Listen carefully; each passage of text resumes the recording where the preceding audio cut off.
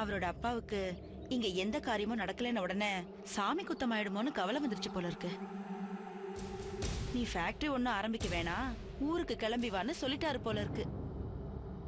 ஆனா இவர் அதை ஏத்துக்க முடியாதுன்னு ஒரேடியா பிடிவாதமா சொன்னதும், நீ என் மகனே இல்ல, என் சொத்துல நயா பைசா கூட உனக்கு கிடையாதுன்னு சொல்லி கோச்சுக்கிட்டு போயிட்டாராம்.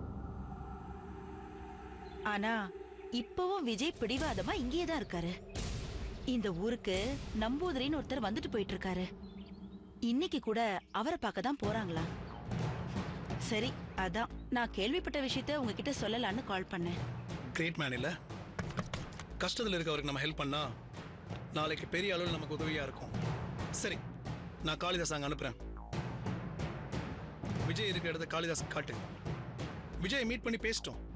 அப்புறம் பிருந்தா 2 பேருமா சேர்ந்து கதையை முடிச்சிருங்க. சரியா? Okay sir. மோஸ்ட் ப்ராபப்லி காளி நாளைக்கு அங்க வந்துருவாரு. என்ன கூல் பண்ற மாதிரி தகவலை சீக்கிரம் சொல்லுங்க. கண்டிப்பா சார். ஆனா ஒரு டவுட் சார். என்ன? இல்ல, பிருந்தாவை நான் அடையாளம் காட்டி காளி அவளை கொலை பண்ணிட்டு போயிட்டா எனக்கு நீங்க தரதா சொன்ன பணம் அவனுக்கு தானே கொடுப்பீங்க? அதுல என்ன சந்தேகம்? உனக்கு பல தடவை சான்ஸ் கொடுத்து பார்த்துட்டேன், நீ யூட்டிலைஸ் பண்ணிக்கல. அப்ப வேலை யார் முடிக்கிறாங்களோ அவங்களுக்கு தான் எல்லா கிரெடிட்டும் போய் சேரணும். அப்போ காளிக்கு தான் அந்த பணத்தை கொடுக்க வேண்டியிருக்கும். நீ செஞ்ச உதவிக்கு என்ன வரணுமோ அது உனக்கு வந்து சேரும். சோ காளி நீ சரியா கைட் பண்ண. ஓகேவா? ஓகே சார், வச்சிடுறேன்.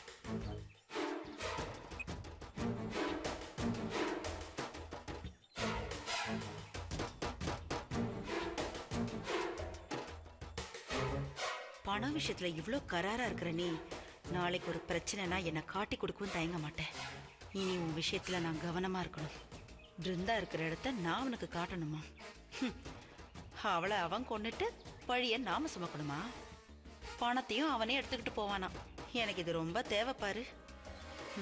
பாப்போம், யோசிப்போம்.